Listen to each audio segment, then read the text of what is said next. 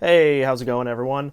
So this is my third year sort of doing these videos where I walk you through the various firearms I've acquired from year to year, tell you under what circumstances they were acquired, online or at a shop, most likely, or a gun show, provide price examples, and also tell you little bit about what I'm collecting and why, and also what I've learned as I enter my 8th year of collecting military surplus firearms as a hobby. If you just want to skip ahead to where I show the firearms I've acquired, I'll add that time marker in the description below, but I do want to provide some of my own commentary beforehand, just about the market and what I'm collecting. Now, this is not a top 5 firearms under $500 in 2022 sort of video. While those are certainly interesting and informative videos, this is really just about my collecting interests and what I've done to enhance my collection in the last 12 months. And this also adds a small data point to the conversation around larger firearms markets here in the United States from my own personal vantage point. There are a lot of videos out there, and everyone talks about the military surplus market. I know people complain a lot about military surplus prices. This is not what I intend to do. This is me really just trying to give as an objective of a viewpoint as I can, just as an interest. So first off, in 2021, I finally acquired my CNR license, a Curio and Relics license, which is a type of federal firearms license. This allows me to buy and trade firearms that are 50 years or older without going through an FFL to conduct the transfer. I should have gotten this several years back when I was heavily collecting, since the price of transfers has increased to $50 or even $75 at some locations. I've seen some of you guys talk about having to do a transfer in New York State for $100. It's just pretty crazy. A local FFL that I used bumped their transfer prices recently to $50. Well, recently as in 13 months ago.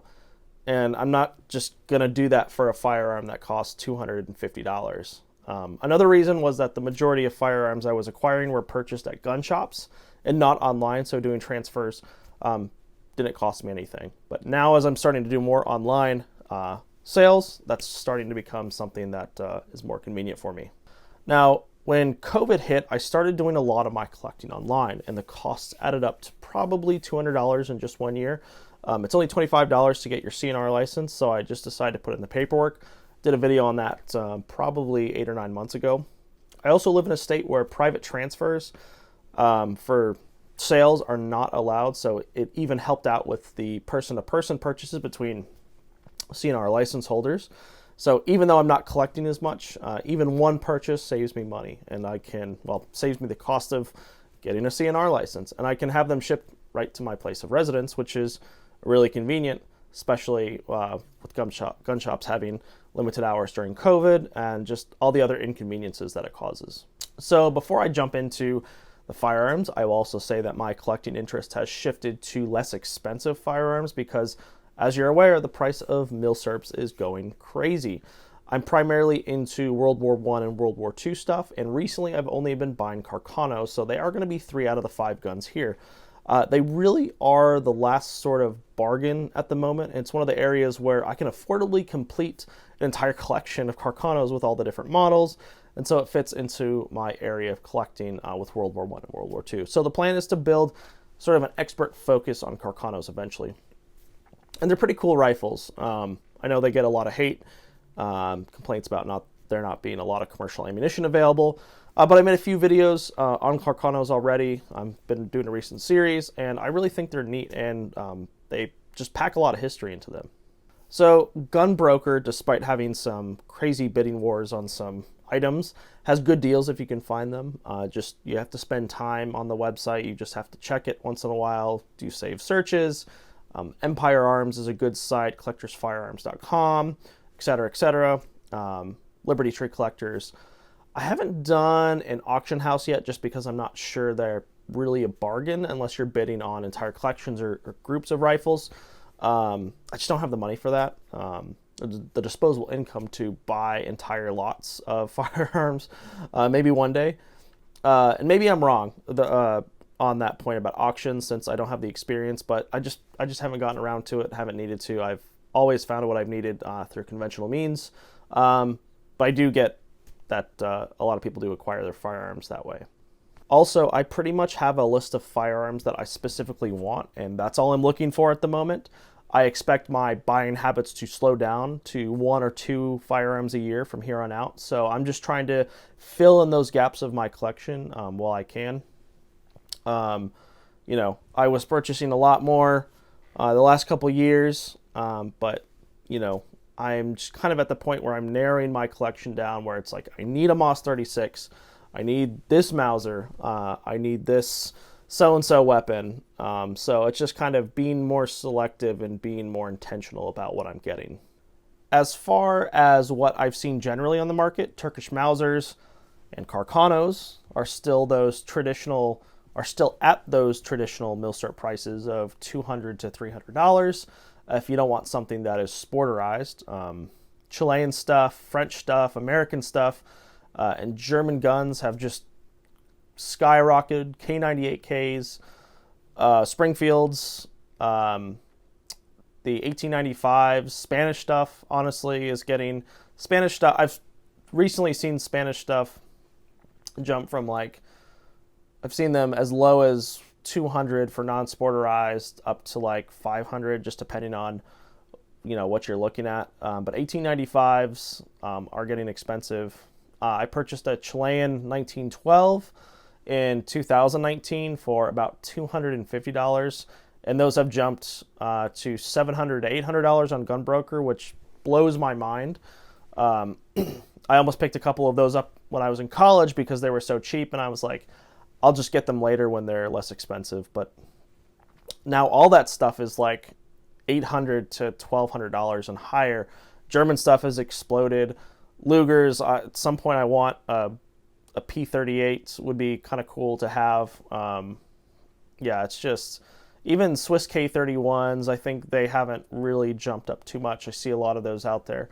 But I bought my K31 from Cabela's back in 2015 when you could get them for $150. I even saw a pair of Mosins and Arisakas at a local gun shop, sort of in Central Virginia, go for $500 a piece, which tells you how high this stuff is getting now. $500 for a Mosin. I think I bought mine first one in 2014 for $150, and my first Arisaka I paid $500 for, but it was in like mint condition. It had the original aircraft sights on it. And yeah, it was just, now you're looking at $500. And when I mean $500 for an Arisaka, I'm talking about like late war, just mum ripped off, not in the best condition Arisakas. So I don't even know if you would consider those still milsurp guns. But anyway, I've spoken enough, so let's jump into it. So the first rifle we have up is the K98B, the Carabiner 98B. This particular rifle is a Danzig Arsenal, 1917 production. 8mm Mauser, of course. It is stamped with a Century Arms ink stamp, so it was imported post 60s. And so this I got for $585. This was from a private This was from a private collection, so it wasn't an online sale. One of the few non-online sales I got between 2021 and 2022. Now, the K98B was sort of that interwar period rifle that the German military used. Basically, the K98K was a shorter version of this. This is when the German military had the Gevare 98. Well, this basically is a Gevare 98, but what they did is after World War I, the Germans basically got rid of the roller coaster sights and put in the straight tangent sights here. So as you can see, added a few other things. The stock on this has basically an indent for a turn down bolt. Now, when I bought this is not a matching bolt.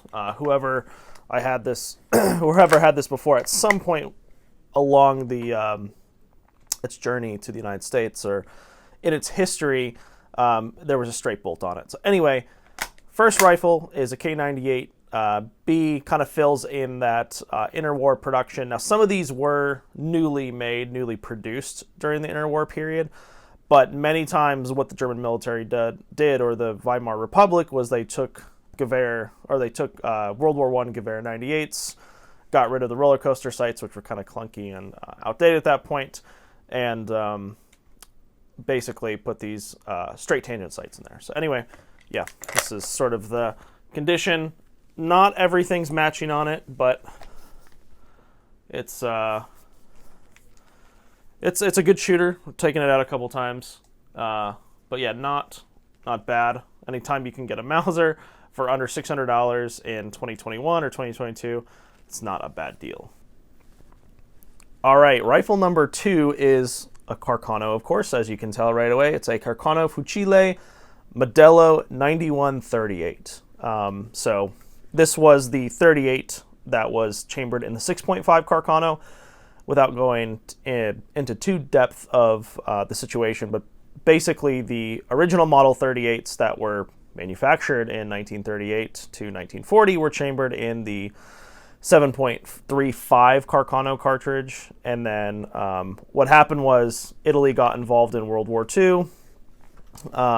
They had switched over their production line to this new cartridge, and then realized, oh crap, all the rest of our rifles are pretty much chambered in 6.5. We don't have the capacity in the middle of a military conflict to change our entire production line to this new 7.35 Carcano cartridge.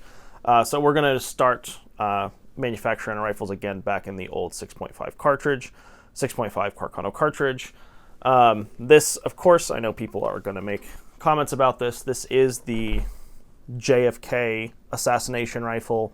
Not the one, of course, but this is the Carcano Model 38, chambered in 6.5 Carcano. It's in pretty good condition. It looks like at some point along its lineage, someone kind of sanded the stock down and put a little bit of a patina. It's still a beautiful rifle. There's some scuff marks along the barrel. But I don't think there's anything necessarily wrong with that. It's basically to fill in my Carcano collection. I bought this on Gunbroker for $550. It is a tourney production Carcano. Again, the receiver is it's kind of all just beat up in here. But you can see what they did was they got rid of the Italians with the Model 38 and the subsequent models. They got rid of the adjustable rear sights and just had the 200 meter non-adjustable sight there, just to basically ease logistics, and that saves production time with each of these rifles. Again, these rifles were meant to be basically economized military rifles that the average person could use.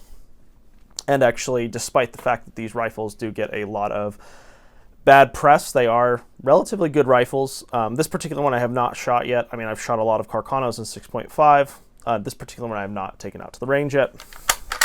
The other thing too is this rifle, Waldo mentioned, this is a 1940 production. So 1940, I believe, is when the Italians switched over to manufacturing their rifles in 6.5 again, from the 7.35 Carcano cartridge. I do have a rifle in chambered in 7.35, but I've made a previous video about that if you want to check that out.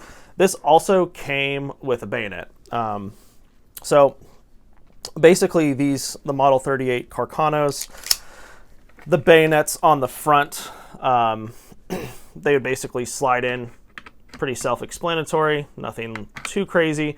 Now the original bayonets for the 38s actually would fold under, and so this is why you have sort of this indent in the bottom here. And what they did with this particular one was later on they basically just made the bayonets so they were stagnant and didn't fold, and they did this for a couple reasons, because the fold would pop out when people were using it. It was kind of fidgety. A folding bayonet or a folding blade, if it's kind of shaky and going back and forth, they just wanted a straight edge bayonet that was locked in place, so they made that wartime production change. So anyway, this is, like I said, I'm working on my Carcano collection, so this is, you're going to see a couple more of those. All right, gun number 3 is a Carcano Moschetto Modelo 38, and so you know, these rifles, the Italians had been manufacturing since the 1890s. 1893, I believe, is when they introduced the Moschettos, which are the musketoon or shortened versions. These are sometimes referred to as cavalry carbines in the modern collector's market or the modern surplus market. They were issued to cavalry, but they were also issued to other individuals and other roles within the Italian military apparatus. But technically, they are Moschettos and not cavalry carbines. Now, the reason the regular cavalry carbines would just be Moro Modelo 91s, chambered in 6.5. Now, this is a Moschetto. It is 6.5 Carcano. Like we said, the Italians originally made these. Their 38 series rifles were all chambered in 7.35 Carcano cartridge. And then, of course, they decided to go back and remanufacture all new production rifles in 6.5 for supply chain and logistical reasons. And so this is one of those rifles. Now, the reason we wouldn't call this particular one a Moro Modelo 91 is because they basically kept all the changes that they were making on the 38 models. Specifically, with these, the rear sights here were just made non-adjustable, sighted in for 200 meters, kept it like that. And so that was really the big change on these. This I paid $200 for, and I got it on Gunbroker. These Carcanos right now are extremely cheap in the U.S. surplus and collector's market. Like I said, some people refer to these as the last surplus rifles in the U.S. market right now. In terms of where this was manufactured, this actually has no manufacturer's mark on it. It has no year on it. Manufactured probably sometime between because it's chambered in 6.5 Carcano, and they made that switch back to 6.5 in 1940. Probably manufactured sometime between, I don't know, 1940 and 1943 or 44, not entirely sure. Either way, yeah, just a beautiful rifle. I have the regular Moro Modelo 91s. Mine is, I believe, a 1934 production, or my other one. And of course, these are sort of infamous for having the folding out bayonet on the bottom, which is kind of a unique look, kind of has that unique aesthetic, if you will. But yeah, they're tiny. I really love the carbine feel of these. They're just a blast to shoot. So anyway, needed a Moschetto that was chambered in 6.5 that had the non-adjustable sights to kind of fill in that collection gap within my Carcano collection. So $200, can't beat that. Okay, second to last rifle is no secret here. It's another Carcano. This, again, is a Moschetto, except this is a troop special, a Moschetto TS or Truppe Speciale. So the Italians, they had their long rifles, of course, but they also had their Moschettos, and they usually had two variants of that. Is the regular Moschetto, which had the underhand folding bayonet, and then the troop specials, which were as they appear here. Now, this is an interesting one because it is not chambered in 6.5 or 7.35 Carcano. It is chambered in 8mm Mauser, of course. And so you can see that marked here. They've got the S for Spitzer. It's got the cutout in the magazine here for the longer 8mm Mauser cartridge. And of course, they've got to change the bolt face, the chamber. And then, of course, you see right here, instead of it saying 6.5, it says 7.9, just to make sure that no one makes that mistake on the battlefield. This is R.E. Turney, of course. This is a 1941 production. Now, these were, of course, not made originally in 8mm Mauser. These were converted. This is, in terms of the import mark, it is a Century Arms. No surprise there.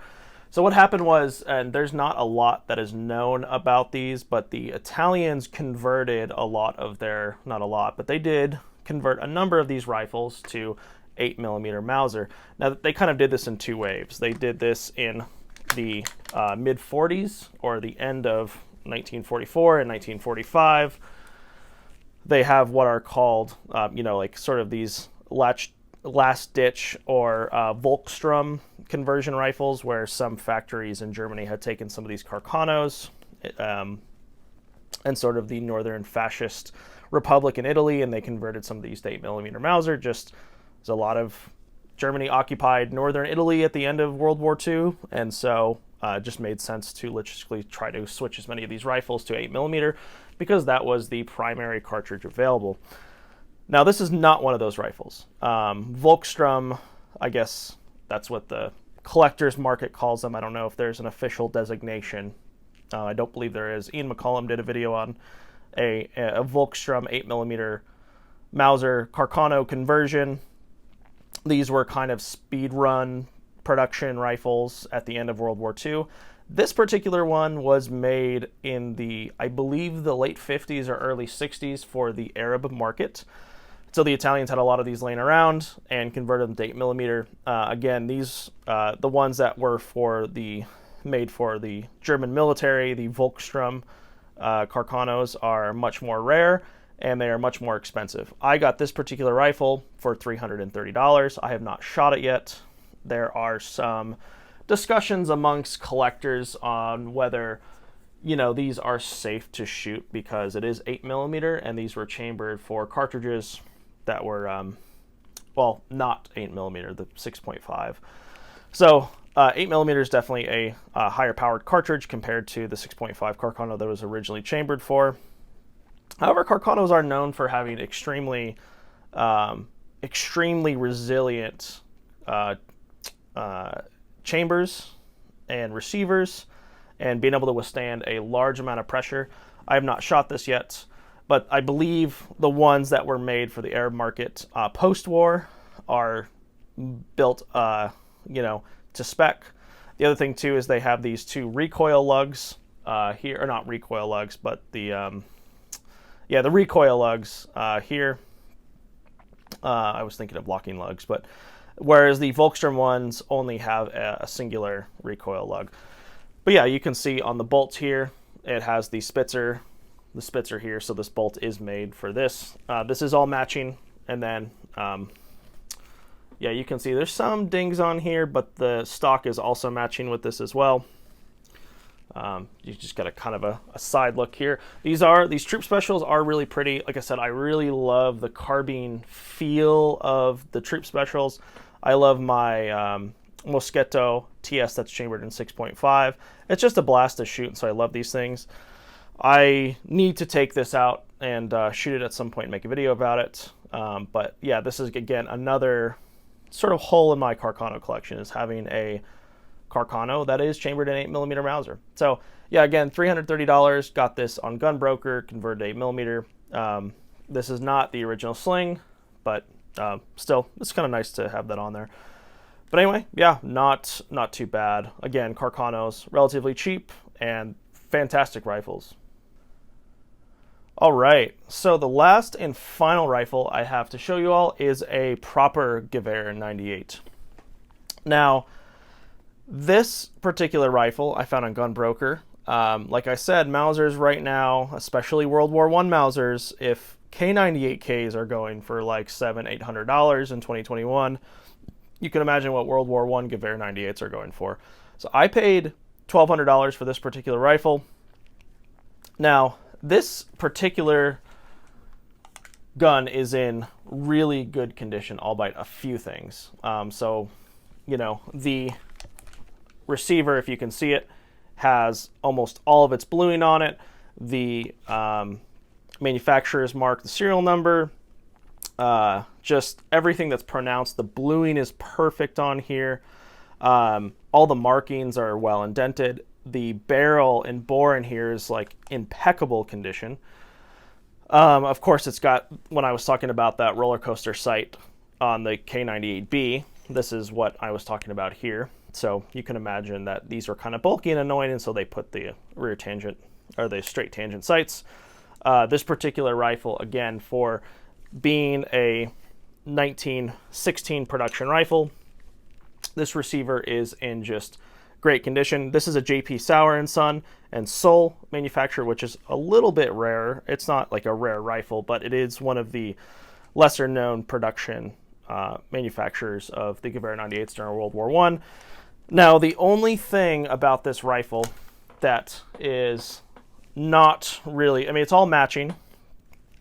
The only thing is somebody at one point, probably in the 40s or 50s, Bubba, if you will, these are supposed to be straight bolts. And so what somebody did was they went and, thought this would be a great hunting rifle. And they went ahead and turned the bolt down. I, at some point, would like to take this into a shop and get that changed. I don't know how well that's going to work out, because if you reheat these, you risk bending or breaking it. So, well, I want to bend it back into its original straight position, but again, I don't know enough about the metallurgy to know if that's actually something that's doable. I've shot this several times. Fantastic rifle. I love the look of these old World War I rifles. Like I said, a Mauser's, it's a great quality. It's a great quality rifle. I really like them. Again, it fills in that World War I gap of long rifles. The only thing about it that makes it annoying is, and this is not really annoying, it's just kind of me nitpicking, is the fact that 400 meters is the shortest available sight on here, and so you really do have to aim under the target at 100 yards to hit the target. But either way, it's just this rifle's in really good condition. Now, when I talked about that sort of higher price tag, I will mention that this rifle, when I got it on Gunbroker, also came with a reproduction frog and an original bayonet. This is also a JP Sauer & Son production or Sewell production bayonet. Very nice standard issue bayonet for German soldiers or German infantry during World War I. I think I dated this one to, yeah, this is also a 1916 production bayonet. Has the original, obviously the frog's not original, but the sheath is original. And then it also came with this. Now this is interesting. This is obviously reproduction. This is not an original, but this is a trench magazine. And so I think these were fairly experimental during the First World War, or Centuries carried them. I'm not knowledgeable enough to know about these. But basically, yeah, the Mauser holds, the Gevare 98 holds 5 cartridges in the magazine, and what you would do is you would move this, the plate at the bottom of the magazine spring, and you would put this inside of it. So you could actually hold, I believe, 25 rounds total, and so not really practical, makes it much heavier. And again, I don't know the extent of which these were actually used in the First World War, but this did come with it. It's a reproduction, obviously, so whatever. I haven't tried it yet. I've shot this particular rifle. But yeah, Bubba, the only thing that is kind of annoying about this is Bubba took the bolt and decided to bend it down so he could go deer hunting and destroyed the historical value a little bit. So gonna see if, and the thing that's annoying is this is all matching. All these little intricate parts here, the safety, the receiver, the bolts, all matching. And so the only thing is I do at some point would love to fix this. I'm just not sure how. So, or if a capable gunsmith can fix that, or if I should leave it like this untampered. But anyway, so this is the Gevare 98. Well, there probably isn't too much else to say here.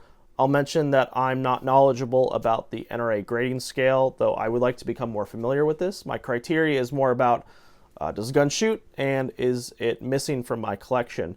Not that I don't take condition into consideration, but it's just an area that I'm ignorant about that I'm trying to learn more on. Starting to get a better understanding of bluing and what kind of wood is in the stocks, but again, like Ian McCollum says, buy books. Buy books. If you want to be familiar with these guns, buy books first, and then you can start building your collection. But I've joined a local gun collectors association, and there are a lot of guys who are knowledgeable about such things.